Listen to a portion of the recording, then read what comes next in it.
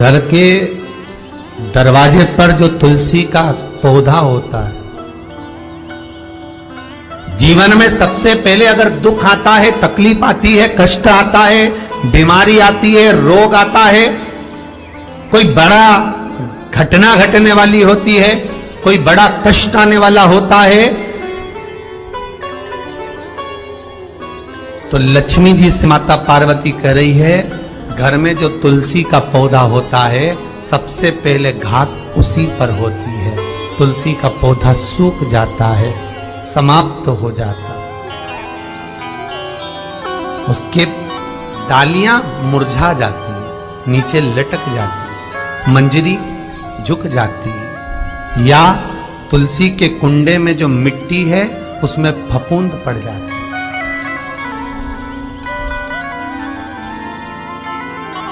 कितना सुंदर बात कही है महाराज। तुलसी के क्यारे में, पद्म पुराण, तुलसी के क्यारे में जो हम जल डालते हैं, वो जल हमने जब डाला और वो जल अगर नीचे गिर रहा है, उसका भी दोष वर्णन है महाराज, उसका भी दोष हमारे शास्त्रों में वर्णित किया गया। तुलसी के क्यारे में अगर जल डाल रहे हैं और वो जल जमीन पर बह रहा है, गिर रहा है, उसका भी दोष है। तुलसी के क्यारे में उतना ही जल दिया जाए जितनी मट्टी सोख ले, 2-4 8 बूंद पानी गिरे चल जाएगा। तुलसी के क्यारे में छिद्र रहता है, बूंद बूंद पानी टपक जाए वो चल जाएगा। पर तुमने तुलसी के क्यारे में जो जल भरा, लोटा भर भर के डाल दिया, और ऊपर से जो जल कुंडा भरा कर उलीच में से, अर्थात भराने के बाद जो नीचे गिर रहा है, वो दोषपूर्ण है महाराज, उसकी दोष है।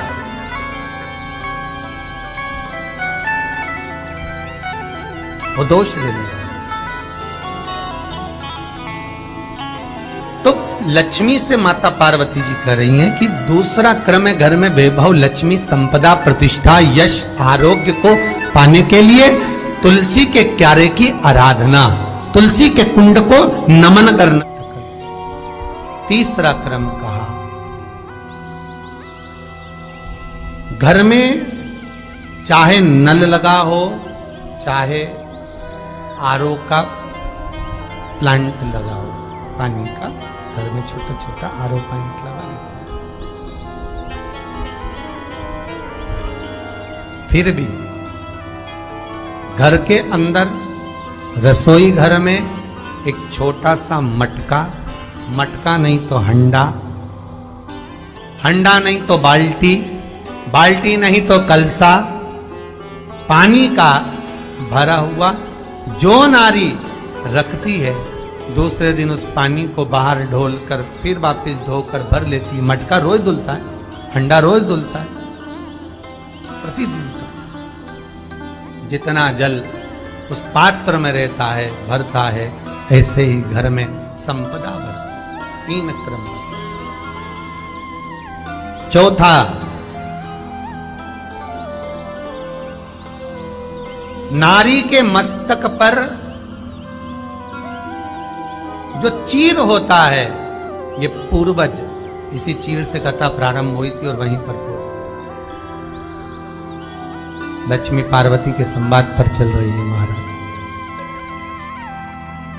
मस्तक पर जो चीर होता है, मस्तक पर जो वस्त्र होता है, वो वस्त्र पूर्वजों का, पितरों का, कुल देवी देवताओं का आशीर्वाद। महादेव, जो व्यक्ति पथभ्रष्ट होता है, जैसे मदिरा के नशे में पड़ गया, कहीं जुए में पड़ गया, कहीं मांसाहार में पड़ गया, कहीं व्यसन में पड़ गया, कहीं गलत काम में अगर कोई जा रहा है, तो श्रम्भेश्वर महादेव के नाम से काली तिल भगवान शिव को समर्पित करी जाती है महाराज। काली तिल को वापस उठा कर ले आते हैं, उसी काली तिल को जो मदिरा का नशा करने वाला होता है या जो गलत व्यसन में डूबा हुआ होता है, उसको वो सुबह के समय अगर नहीं खाता तो भोजन के साथ उसको दिया जाए। श्रम्भेश्वर महादेव। एक बेलपत्री का भी बहुत अच्छा प्रयोग है श्रम्भेश्वर महादेव का। मदिरा पीने वालों के लिए, मांसाहार, व्यसन में, जुए में, वेश्यावृत्ति में, पर नारी में, गलत जगह पर जो डूबे रहते हैं उनके लिए। पहले की कथा में इसका वर्णन किया है बेलपत्र। श्रम्भेश्वर महादेव, एक बार सब बोलेंगे, कौन से महादेव? श्रम्भेश्वर महादेव। फिर जम के बोल लो एक बार, श्रम्भेश्वर महादेव। जब हमारे घर में क्रोध बढ़ता है या कोई गलत कार्य में जाने लगता है तो श्रम्भेश्वर महादेव का हमें शरणागति लेना चाहिए, श्रम्भेश्वर महादेव का पूजन करना चालू कर देना चाहिए। कई लोग कहते महाराज जी ये श्रम्भेश्वर महादेव का मंदिर कहाँ मिलेगा, हम कहाँ पूजन करने जाए? कहीं नहीं जाना, तुम्हारे घर के पास में जो शंकर जी का मंदिर है वहीं जाओ, उसी देवालय में, उसी मंदिर में जाओ, श्रम्भेश्वर महादेव के नाम से जल चढ़ाना प्रारंभ करेंगे। वो जल जो गलत संगत में पड़ा हुआ है उसका आचमन कराना प्रारंभ करेंगे, अपने आप उसकी धीरे धीरे बुद्धि सुधरना प्रारंभ हो जाएगी। ऐसा श्रम्भेश्वर महादेव का। कुछ स्थान हमारे यहाँ पर बड़े सुंदर सुंदर स्थान निश्चित किए गए हैं, जैसे कैंसर आदि के मरीज के लिए हम लोग पहले भी कहते हैं कि त्रिजुगी नारायण का जल बड़ा महत्व रखता है। जिसका शरीर या जिसको एक पत्र आया है कि किसी को मिर्गी का झटका आना चालू हो गया था। पत्र ढूंढेंगे तो समय थोड़ा लग जाएगा, जिसने लिखा है उसके स्मरण में होगा। जिसने भी लिखा होगा कि बीमारी के चलते चलते फिर मिर्गी आना चालू हो गई,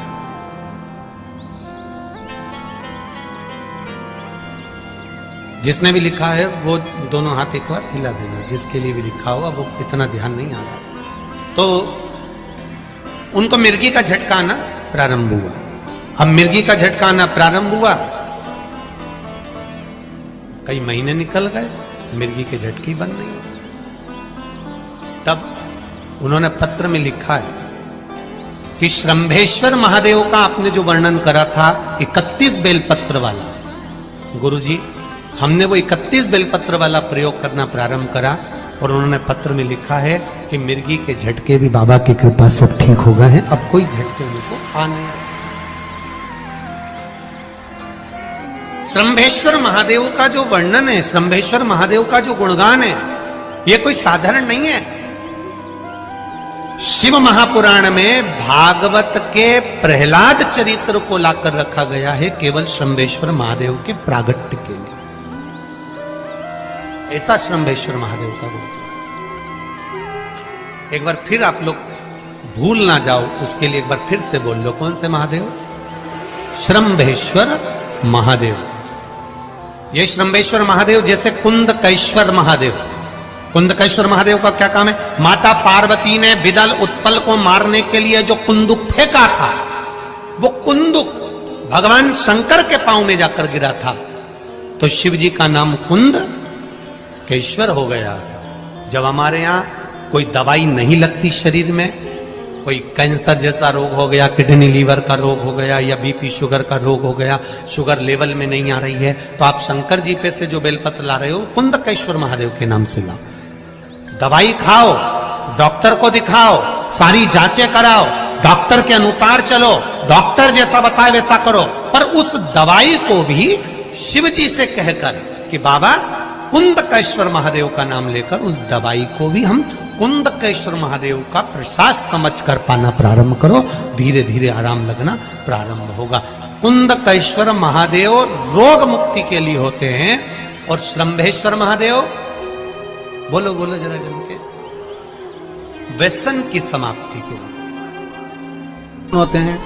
शंकर, दुर्गा जी, सूर्य नारायण भगवान, भगवान नारायण और गणेश जी, बस ये पंचायत। और परिवार में कौन कौन होते हैं? पार्वती, कार्तिकेय, गणेश, शिव, नंदी, ये परिवार। शिव पंचायत में केवल 5, और शायद इसीलिए शिव महापुराण की कथा में जो पंचायत का महत्व कहा गया, उस पंचायत में सूर्य की भागीदारी जो कही गई है कि एक बीता आपके यहाँ अगर कहीं पर आपने शिवलिंग का दर्शन करा हो, में कहीं चट्टे पड़ गए, कहीं शरीर में दाने पड़ गए, पूरा चेहरा बेकार हो गया, पूरा शरीर बेकार हो गया, तो क्यों कहते हैं कि एक बीता जब पानी बह जाए, उस बहे पानी को हाथ का लेपन कर कर शरीर पर लगा लिया जाता है, शरीर ठीक होने लगता है। सूर्य का भाग वहां से चालू हो।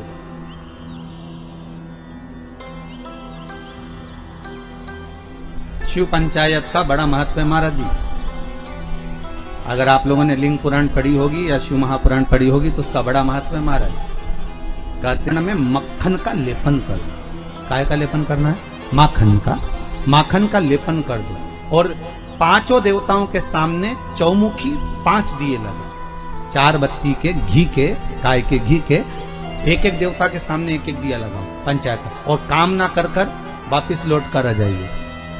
वो केस विजयता अगर देगा तो आपके पक्ष में ही देगा, हार नहीं सकता। गन्ने का रस जानते हो? ईख का रस, गन्ने का रस तुलसी जी के क्यारे में हाथ में लेकर 7 बार अपना नाम और गोत्र बोलकर छोड़ दो, जिंदगी में 3 साल में तो करोड़पति बनकर बैठ जाओगे, अभी लक्ष्मी की कमी नहीं आ सकती। बहुत ध्यान देना, इसको अपनी जिंदगी में लिख कर रखना। शिव महापुराण की कथा कहती है आपको सुख का अनुभव हो जाएगा। कार्य से जिंदगी में कभी संपदा कम नहीं हो सकती, संपदा बढ़ती चली जाती है। संपदा घट नहीं सकती, बढ़ेगी पर घटेगी, कष्ट नहीं आ सकता, रोग बीमारी तकलीफ नहीं आ सकती। आपके लिए तो लाभदायक है, समझ लो ये कथा। शास्त्र कहता है कि जिसके घर में संपदा की कमी हो, पैसा आ ही नहीं रहा हो, सब दूर उलझ गया हो, बहुत टेंशन चल रहा हो, पंचमी तिथि के दिन गन्ने का रस जानते हो? ईख का रस, गन्ने का रस तुलसी जी के क्यारे में हाथ में लेकर 7 बार अपना नाम और गोत्र बोलकर छोड़ दो, जिंदगी में 3 साल में तो करोड़पति बनकर बैठ जाओगे, अभी लक्ष्मी की कमी नहीं आ सकती। तैयारी में बैठे रहोगे कि फिर पंचमी तिथि आए, फिर मैं गन्ने का रस डाल। अगर रजोधर्म की अगर कोई बीमारी है, उससे जुड़ी हुई कोई बीमारी है, कहीं गांठ पड़ गई है, तो उसके लिए भी शिव महापुराण की कथा कहती है कि जो भी रुद्राक्ष आपके पास में हो, सिद्ध करा हुआ, उस रुद्राक्ष का जो मंत्र 1 मुखी से 14 मुखी तक, रुद्राक्ष आपको देखना पड़ेगा कि आपके हाथ में कौन सा रुद्राक्ष आया है, 1 मुखी है, 14 मुखी है, 4 मुखी, 6 मुखी, 5 मुखी, जो भी रुद्राक्ष आपके हाथ में आया, उसका मंत्र पढ़कर उसको पानी में गला दीजिए तांबे के कलश में। सुबह सवेरे उसका पानी पीना, उस मंत्र को पढ़कर चालू कर दो, शरीर में जो गांठ होगी वो धीरे धीरे गलना प्रारंभ हो जाएगी, गांठ गलना प्रारंभ हो जाएगा, और उसका सुख, उसका आनंद, शरीर का एक सुख अपने आप आनंद, आपको हृदय में प्रसन्नता, हृदय चित्त में आनंद की अनुभूति होने लगी, आनंद का भाव प्रकट हो जाए। महाराज पहले भी कहा, फिर कहते हैं, सबसे कठोर लोहा, लोहे से कठोर अग्नि, क्योंकि अग्नि लोहे को गला देती है, और अग्नि से कठोर होता है पानी, जो अग्नि को बुझा देता है, और पानी से कठोर होता है मनुष्य, जो लोटे में भर के डकार जाता है, और मनुष्य से ज्यादा कठोर होती है बीमारी, जो मनुष्य को ही निगल जाती है, और बीमारी से भी ज्यादा कठोर होता है मेरा कालों का काल महाकाल, जो बीमारी को ही निगल जाता है। अकाल मृत्यु वो मरे जो काम करे चंडाल का, और काल उसका क्या बिगाड़े जो भक्त हो महाकाल का। शंकर की उपासना करी है, शिव का स्मरण करा है, तो जीवन में सुख का भान तो रहेगा, आनंद की अनुभूति तो रहेगी। जिसका शरीर में कहीं चर्म रोग हो गया हो, चमड़ी सफेद पड़ गई हो, तो गाय के बछड़ा जब दूध पिए तो उसके फेन को चम्मच में उठा लो, निकाल लो, और पूर्णिमा की रात्रि को 12 बजे के लगभग में शरीर में उसको लगा लो, जहां दागे, और थोड़ी देर बैठ जाओ चंद्र की रोशनी के, थोड़ी देर बैठ जाओ, उसके बाद में फिर स्नान कर लो। 2 या 4 पूर्णिमा करेंगे महाराज, धीरे धीरे वो चमड़ी अपने असली रंग में आना प्रारंभ हो जाएगी, चर्म रोग समाप्त हो जाएगा। एक बात और आपको पहले भी कही थी, फिर कहते हैं, गाय जब अपने बछड़े को दूध पिलाए, उसके मुख पर जो फेन आए, जो बच्चा बुद्धि से विकलांग हो, चित्तवृत्ति से विकलांग हो, जिसका विवेक काम न करता हो, चिड़चिड़ करता हो, रुदन करता हो, या फिर एकदम गुम सा रहता हो, या उसकी इंद्रियां, नेत्र, श्रवण, जिह्वा सही काम ना कर रही हो, तो अमावस्या के दिन दोपहर 12 बजे गाय के बछड़े का जो फेन है मुख का, बछड़ा जब दूध पिए उसका जो मुख में फेन आता है, वो उस बच्चे को पिला दीजिए। 3 या 4 अमावस्या करिए, धीरे धीरे मेरा बाबा भोलेनाथ उसको ठीक करना प्रारंभ कर देता है। गाय का दूध अमृत है, अमृत,